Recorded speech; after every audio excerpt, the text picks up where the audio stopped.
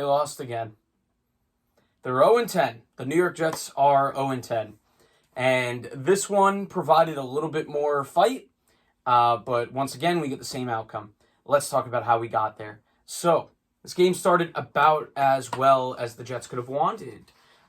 We kicked the ball away to start the game. The Chargers, led by Justin Herbert, who's been magnificent, leads a pretty decent drive that gets around to midfield. Jets get a nice sack that sets it back, turns into a punt. Punt gets blocked. Henry Anderson, great job getting through. Quinnen Williams, good hustle to get on top of the ball. Jets ball already towards around the 30-yard line of the Chargers. So, spotting the offense, a much needed good, place to start. And, because our offense can't do much. So Loggins was still calling the plays in the first half. The Jets on the first drive did look pretty good. We got a few good runs out of Frank Gore where the offensive line provided some good holes to run through.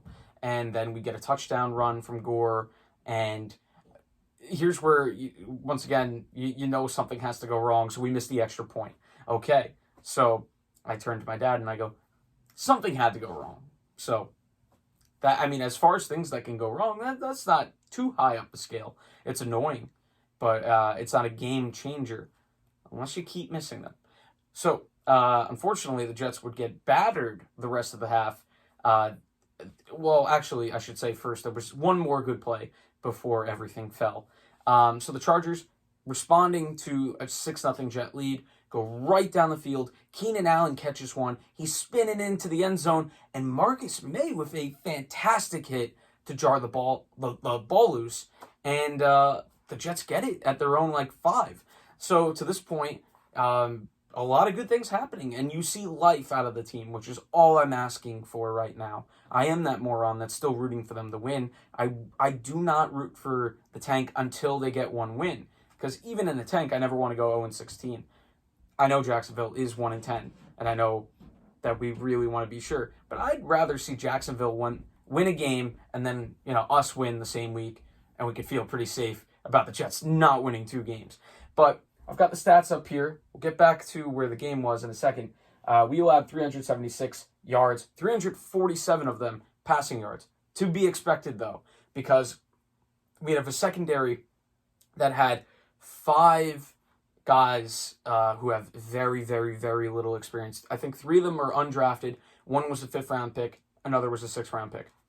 Now, that 5th-round pick was pretty good value, and Bryce Hall has, actually had some pretty nice tackles, had a few plays that he was able to blow up for very little or tackles for losses. Very nice. Good to see. And that's basically what you're looking for now. You're looking for, just things to look for, to be excited about certain players. Marcus May causing a fumble. That's cool. Henry Anderson, a guy that has looked pretty decent on the defensive line, blocking a punt. That's very cool. Quinnen Williams, great awareness, jumping on the ball. What else we got? Michael Piron would get a little bit more run because Frank Gore would take a bit of a hit. Sorry, that touchdown was by Piron because Gore took a little bit of a hit. He would come back. But yeah, good stuff. Although no throwing to the receivers, none of that allowed. But first we'll talk about, so the first play after you get a gigantic momentum-saving play. I know it's the first quarter, but the Jets are up 6-0. Coming off a bye, they're the fresher team. It's looking pretty good for us. Immediate pick 6 on a play that was a terrible play call because I don't like having to have an old quarterback throw all the way across the field at our own 5 right after we had a huge, huge play to help the confidence of our defense, which really needs it. But on top of that, we get, it's a pick 6. And also it's like a bad decision from a quarterback that's elite, but also come on, Joe, are you, I just know, a veteran quarterback shouldn't be making that throw. You should be looking that off, do what you can to throw the ball away or whatever, but not a good play at all by Joe Flacco. Not a good play call at all by Kenny Loggins.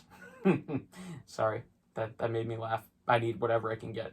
So the rest of the first half was terrible. We just kept giving up chunk passing yards here, every other play. We go into the half down 24-6. Second half showed fight, but once again, like the play calling in the first half constantly puts us behind the 8 ball. We're not a very talented team. We have to make things happen. I think we should be chucking the ball downfield. More arm punts. Give me more arm punts out of Joe Flacco. One of the best things that he has left in his repertoire is just chucking the thing downfield. He throws a pretty decent long ball still, deep ball, and we saw it last week against the Patriots. We also saw the downside of it where it gets intercepted. I think if you pick your spots with it,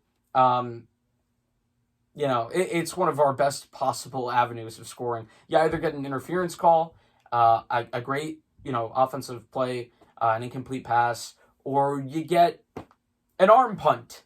But, oh boy, just not fun. Not fun in the first half. No catches from any receivers.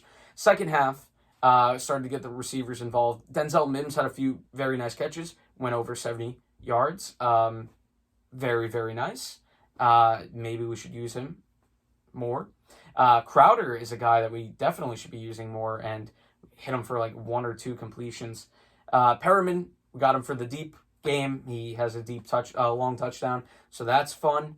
But we missed 2 extra points in this game. Get me Sergio Castilla back, because Sam Ficken is not fun to watch. I know he can hit. He's got like a strong leg, but boy, can it be inaccurate. What else do we have? Brandon Mann punting. He did all right. He had some good kickoffs. This is what we're down to. We had a ton of penalties again, but that's to be, expected. We also had, a couple personal foul penalties. Again, it's a Greg Williams defense. This happens. I'm not saying like we should resign ourselves to that happening. I'm saying we should fire Greg Williams because an undisciplined bad defense, bad combination. Obviously at this point, I think it's pretty clear nobody knows what they're doing on this team coaching-wise. The play calling has been going back and forth between the offense coordinator and Gase. It's like, let's go with the hot hand, and the hot hand is just whatever can get more than 3 yards of play, 2 yards of play. Ran the ball pretty well. I'll give us that. The offensive line, not terrible in run blocking. Mekhi Becton looked pretty decent. Again, looking for bright spots out of players that we expect to be here in next year's time, whatever. But there's not much else to talk about. Really, the last exciting thing for us, we scored points in the second half, but getting that Marcus May play, but then you give it right back. All of the energy zapped away in an instant. Haha, we're playing the Chargers. I just made an accidental yellow card worthy pun. What else? I don't know what else to say. The Jets are terrible. We're not terrible. The Jets are terrible. It's not my fault. But man, they are horrible. And I do think we go into the Patriot game in Foxborough 0-15. Going in 0-16. 0-15, I think we're going to be going into that. So I'm not worried about losing the first overall pick. We're playing some quality teams coming up, a lot of 6-3, 6-4 teams. Look, we're not going to win them. So I just can't root for 0-16. I don't care if Jacksonville only wins 1 game. I don't know what the tiebreakers are at this point because I had not been considering us going 0-16 going into the year. I did consider Jacksonville 0-16. I did actually put them down for 0-16, and they won week 1 to make me look like a moron, but then they've lost every game since. Makes me look a little bit better. That's it. That's all I got. That's the video. Once again, I am asking you to please help me stop watching the Jets. That's it. That's all I got. We'll see you next time. Although I do want to say, excitement again. Reverse Retro Week is coming up. We are going to be putting out videos every day from Monday to Thursday talking about the reverse retros. We went a little bit in depth. We expected it to be 1 video, turned into a bunch of videos. So, keep it tuned for that. And that's all I have. I'm not talking about the Jets immediately brings my energy back down. But anyway, why am I walking towards the camera? To cry.